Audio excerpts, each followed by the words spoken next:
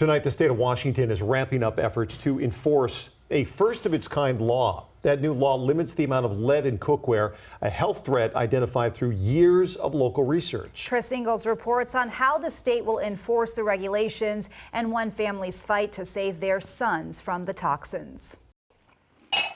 You have a table full of food here. It's the Afghan custom. So this is in our culture. This is in our blood. Chris. Trays of food and a warm greeting for a visitor. It's really delicious and I love it. Yeah. Hamidullah Shabaan is serving up this welcome at his new home in Redmond, 4 months after he and his family arrived in America. A university professor in Afghanistan, a better life in the United States also came with a hard revelation for Shabaan. His 6-year-old twins had high levels of lead in their blood, according to medical tests required for all new immigrants. So when the doctors explained for me, then I understood, no, it's going to be very dangerous, especially for the kids. 2 more and 2 more. That explains some strange behavior by his spirited boys, starting at age 3. They're like crying, they were not interested to study, they were not interested to go to school. Lead in blood harms child development and robs the body of nutrients. Even they were breaking the glasses and they were eating glasses. So I was... They were eating glass. Yeah, of course. I was thinking that my son is going to lose his mind. Similar blood test results in many Afghan children in recent years led King County researchers to pinpoint one of the causes, these Afghan-made pressure cookers. Okay, so this one's not good. No, that one contains lead. This would make somebody sick. Potentially, yes. Their study showed high amounts of lead in the supposedly aluminum cookers. What we have here. Further study found a range of imported aluminum pots and pans, commonly found on websites like Amazon, also contain dangerous levels of lead content.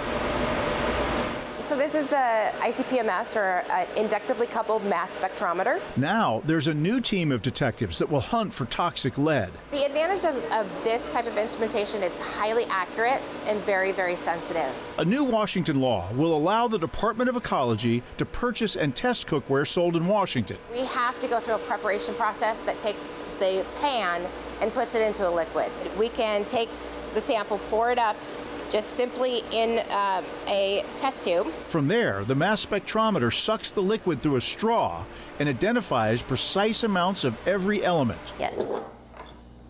The law limits lead to less than 5 parts per million in cookware. And there we have lead, 36,000. 36,000 parts per million. After Afghan pressure cookers we purchased tested as high as 36,000 parts per million lead, Amazon and Etsy removed them from their websites last year. But other imported aluminum cookware, like this pot that we tested at 474 parts per million lead, is still for sale. We purchased another one several weeks ago and found a similar result. So here, the lead result, 323 parts per million. Importer Aramco told us last year that it was investigating the lead content with its Chinese manufacturer. The company did not respond to our latest questions.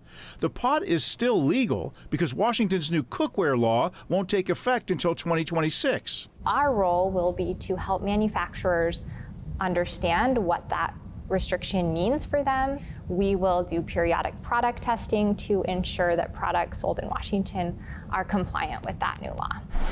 For the Shabaan twins, even playing outside risks exposure to more lead. We try to change our behavior with them.